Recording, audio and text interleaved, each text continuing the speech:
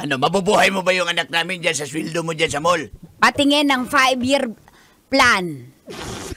Patingin ang payslip mo. Tama.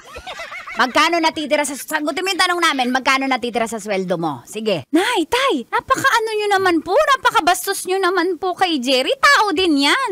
Maayos yung tao, nakikitungo eh. Sagutin mo, papauwiin ka namin. Magkano natitira mo sa sweldo? Minimum lang po yung Oo nga, alam namin. Mukha naman, halatang halata. Oo, minimum wage earner.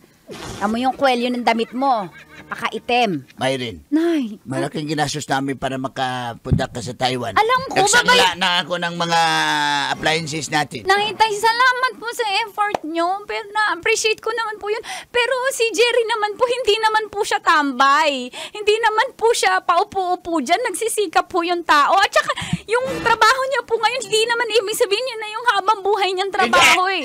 Nangangatwiran kang bata ka. Buti ba yung Sasampalin tambay? kita ka no. Aray ko na. Libat ako. Sandali lang. Ayokong saktan yung anak natin. Ikaw na lang. Para sa mga kaparusahan mo sa pambababae mo nung araw. Daling naman. Hindi pa ba tayo tapos dyan? Hindi. Buti pa yung tambay dito sa atin. Bakit? Naka-iPhone yung cellphone? Oo nga. Tambay lang yan. Tambay sa bilyaran. Oo nga. Buti pa yung tambay, ikaw. Nay, tay, mahal- sobrang na mo ngayon. Mahal ko naman po yung anak nyo. Tito, tita, tsaka kahit ganito Kanor. na po yung trabaho ko. Tawa tayo, ibilap. Balagyan mo ng reverbs.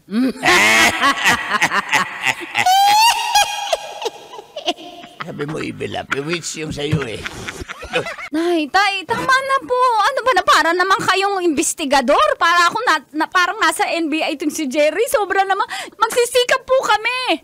Ano, babae na naman ang gagastos. Daling, babalik na naman sa akin yan, Daling. Ikaw gumastos sa atin, Daling. Dapat lalaki, ikaw nagtatrabaho. Dapat mas Opo. malaki kita mo. Opo. Opo lang ng opo. Ano ba gusto mo isagot na? Ayoko po, ha?